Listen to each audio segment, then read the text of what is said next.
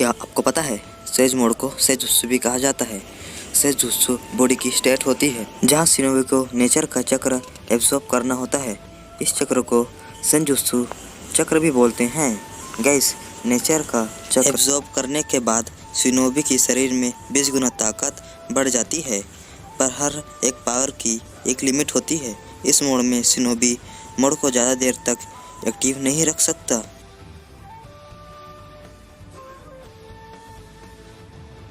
तो क्या आपको पता है नारुतो के बाद नेक्स्ट होकागे कौन होगा? क्या तुमने नोटिस किया है कि सेकंड होकागे के बाद जितने भी होकागे आए थे सभी टीम 7 के मेंबर थे। जैसे पहली जनरेशन का टीम 7 का मेंबर हिरोजिन था जो थर्ड होकागे बना, और हिरोजिन के लेफ्ट में सुनाडे है जो 5th होकागे बनी। उसी तरह सेकंड जनरेशन में टीम 7 का कैप्टन मिनाटो था जो कि 4th होकागे बना, और उसके लेफ्ट में काकाशी था जो 6th होकागे बना। टीम 7 के थर्ड जनरेशन में काकाशी कैप्टन था जो अभी होकागे है, और काकाशी की लेफ्ट साइड में नारुतो जो कि 7th होकागे बन चुका है। और ये है न्यू टीम 7 जिसका कैप्टन कोनोहामारू है जो कि नेक्स्ट होकागे बन सकता है, और उसके लेफ्ट में है बोरुतो जो कि कोनोहामारू के बाद होकागे बन सकता है।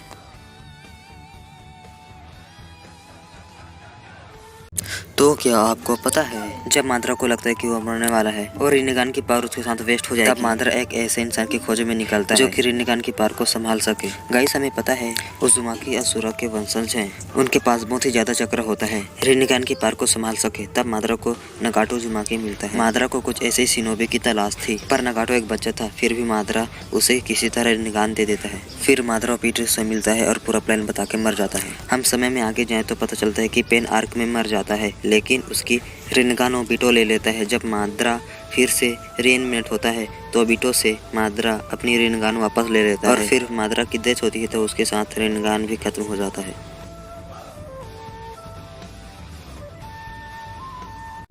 तो क्या आपको पता है इताची ने अकात्सुकी ज्वाइन की? तो हमें ऑफिशियली बताया गया है कि इताची ने अकात्सुकी जासूसी करने के लिए ज्वाइन किया था। वो अकात्सुकी की सभी जानकारी थर्ड होकागे को सीधा रिपोर्ट करता था, जिसके बदले थर्ड होकागे ने सास्के को सेफ रखने का वादा किया था। पर इताची अकात्सुकी ज्वाइन करने का एक और रीजन था जो कि तुम लोग कॉमेंट में बताओगे। तो क्या आपको पता है नारुतो सीरीज बहुत खराब सीरीज बोलते हैं। नारुतो में एक एपिसोड की हाईएस्ट रेटिंग 9.7 आउट ऑफ 10, जो कि नारुतो शिपुडन हाईएस्ट एपिसोड इसकी रेटिंग थी 9.5 आउट ऑफ 10। नारुतो के इस एपिसोड में नारुतो का सबसे पावरफुल फॉर्म आता है जिसके पावर के सामने सब बच्चे लगते हैं। इस पावर का नाम बेरियन मोड है। बेरियन मोड नारुतो वर्स का सबसे पावरफुल मोड है, जिसके चलते कुरुमा नारुतो सीरीज में मारा गया।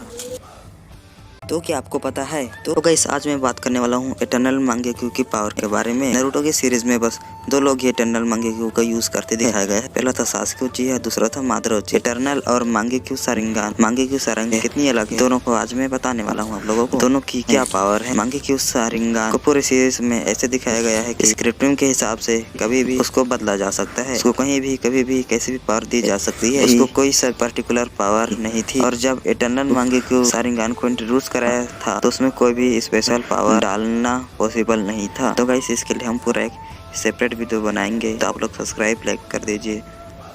Bye bye. तो क्या आपको पता है सारिंगान नारुतो सीरीज में बहुत ही कूल और पावरफुल दिखाई गई है, लेकिन क्या आप जानते हैं कि ऐसे भी जुत्सु हैं जो सारिंगान को पूरी तरह फेल कर देती है? मैं आपको ऐसे 3 जुत्सु के बारे में बताने वाला हूँ। पहला, हिडन मिस्ट जुत्सु। गाइस, ये जुत्सु हिडन मिस्ट विलेज के निंजा द्वारा बनाया गया था। इस जुत्सु में यूजर धुंध की एक मोटी लेयर बना देता है जिससे एनिमी कुछ देख नहीं पाता, और आप सबको पता ही होगा सारिंगान यूजर अपने एनिमी को देखेगा नहीं तो जुत्सु कॉपी कैसे करेगा। दूसरा, फ्लाइंग रेजिन जुत्सु। इस जुत्सु को टोबिरामा ने बनाया था। इस जुत्सु को 4th होकागे ने और भी एडवांस कर दिया था। इस जुत्सु में यूजर एक सील की मदद से अपने आप को कहीं भी टेलीपोर्ट कर, जिससे यूजर की मूवमेंट बहुत ही ज्यादा तेज हो जाती है और उस यूजर को सारिंगान आई से देखना बहुत ही मुश्किल हो जाता है।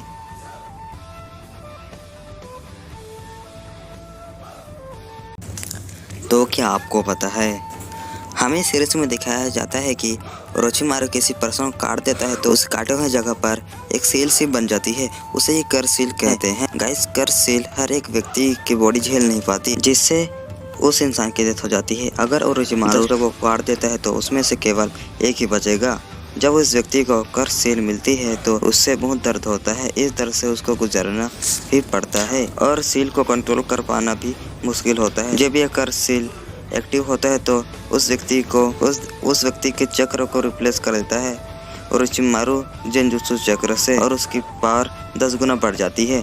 पर जैसे ही कर सील खत्म होता है तो यूजर बहुत ज्यादा थक जाता है और उसे आराम की जरूरत पड़ती है।